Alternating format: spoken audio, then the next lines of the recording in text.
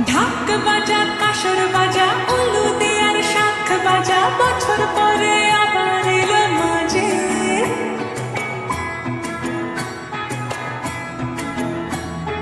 পুজো পুজো